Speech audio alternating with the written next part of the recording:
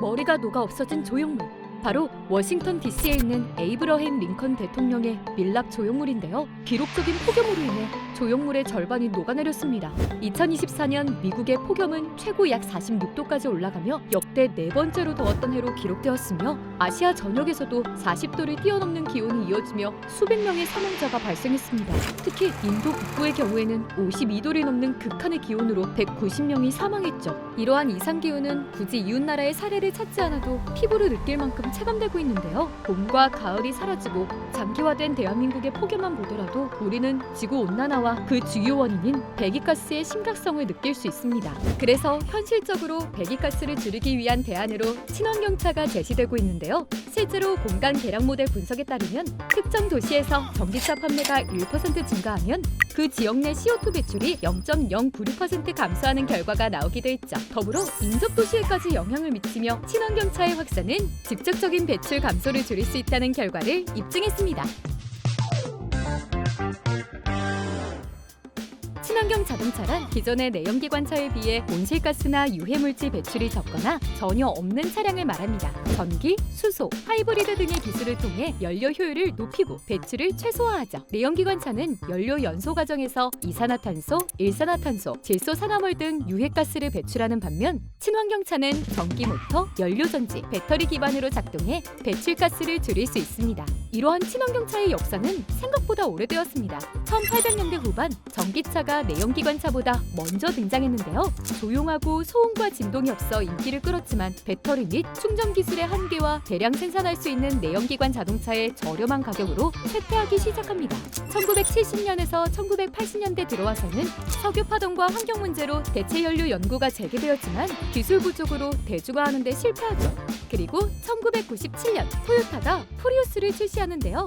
세계 최초 양산형 하이브리드 카라는 점에서 큰 주목을 받기 시작하고 이는 친환경차의 대중화의 출발점이 되었습니다. 이어 2000년대 이후부터 현대자동차를 포함한 글로벌 기업들이 전기차 시장에 진입하며 급성장하기 시작했고 이제는 누가 먼저 상용화했는가가 아닌 누가 더 효율적으로 만들 수 있는가가 경쟁력이 되었습니다.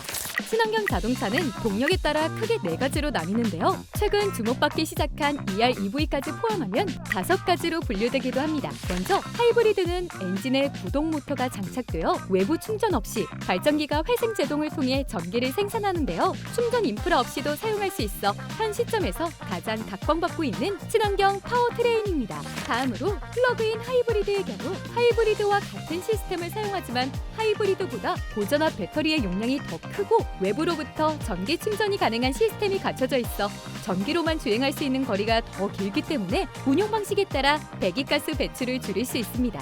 반면 순수 전기차인 EV는 고전압 배터리에 저장된 전기 에너지만으로 달리며 해외에서는 배터리 전기차, 즉 BEV라고 표시하는데요. 화석연료를 전혀 사용하지 않기 때문에 배기가스 배출이 없고 엔진 없이 모터로 움직여 소음과 진동이 거의 발생하지 않는 특징이 있습니다. 또한 친환경적인 면 이외에 동적 성능도 우수한데요. 출발과 동시에 최대 회전력을 사용할 수 있어 중저속에서의 가속 성능이 우수하며 차체 바닥에 배터리를 넓게 배치함으로써 무게 중심이 낮고 선회성과 가감속 안정성이 우수하다는 특징이 있습니다. 최근 주목받기 시작한 주행거리 연장 전기차 ER-EV는 전기차와 동일하게 배터리에 저장된 전기로만 바퀴를 돌리지만 일반 전기차와 달리 주행거리 연장용 엔진을 탑재해 전력이 소진되면 스스로 발전해 전기를 만들어내 사용합니다.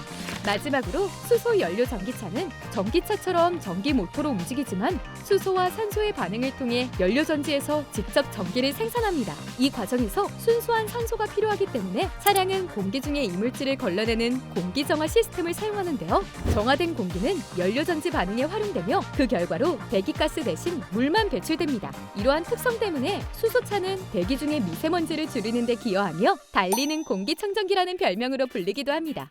그렇다면 친환경차를 실제로 움직이는 핵심 기술은 누가 만들고 있을까요? 바로 현대 트랜시스입니다. 현대 트랜시스는 전동화 파워트레인 분야에서 독보적인 기술력을 갖추고 있는데요. 대표적으로 3-in-1 전기차 구동 시스템의 경우 동력을 생성하는 모터, 전기 신호를 제어하는 인버터, 속도 토크를 제어하는 감속기 세 가지 부품을 하나의 모듈로 통합해 크기를 줄이고 가볍게 만들어 자동차의 탑재가 수월하게 구현함으로써 전기 효율을 높여서 전기로 더 멀리 갈 수 있게 도와줍니다. 현대 트랜시스가 세계 최초로 개발한 전기차용 디스커넥터 시스템은 주행 상황에 따라 모터와 구동층을 연결 또는 해제할 수 있는 장치로 전륜 구동과 사륜 구동의 구동 방식을 자유롭게 전환할 수 있어 불필요한 동력 손실을 줄이고 주행 거리 향상에 기여합니다. 이런 기술력을 바탕으로 현대 트랜시스는 사우디 전기차 기업 시어와의 전기차 파워트레인 공급 계약을 체결하며 글로벌 시장에서도 기술 경쟁력을 입증했는데요. 이처럼 보이지 않는 곳에서 친환경차의 핵심을 책임지는 현대 트랜시스는 단순한 부품을 넘어 모빌리티의 진화를 선도하고 있습니다. 앞서 살펴본 것처럼 친환경 기술의 진화는 단지 자동차를 바꾸는 것이 아닌 우리의 미래를 바꿔가고 있는데요. 연비와 성능을 넘어 탄소 중립과 기후 대응을 이끌어가는 친환경 자동차. 우리가 바라는 내일은 이미 도로 위에서 시작되고 있습니다. 플레이 모빌리티 11화는 여기서 끝!